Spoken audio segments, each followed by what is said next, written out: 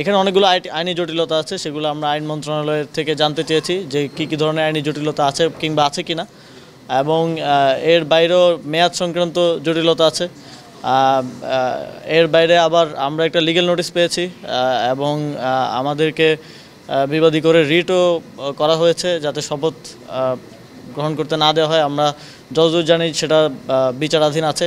তো এই সকল ধরনের জটিলতা নিরসন না করে আমরা কোনো সিদ্ধান্তে আসলে যেতে পারছি না।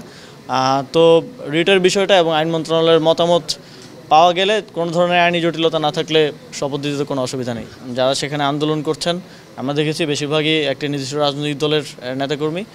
আমাদের প্রত্যাশা থাকবে যে নগরবাসীর যে ভোগান্তি এবং ভোগান্তিটা শুধুমাত্র রাস্তা বন্ধ করে দেওয়ার জন্য নয়।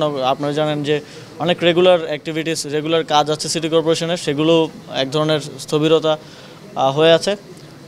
এই ভোগান্তি নিরসনের জন্য ওনারা ধৈর্য দেখাবেন এবং এই যে আইনি জটিলতাগুলো আছে হাইকোর্টে বিচারাধীন আছে, হাইকোর্টের প্রতিও সম্মান প্রদর্শন করবেন এবং ধৈর্য ধরবেন আর কি।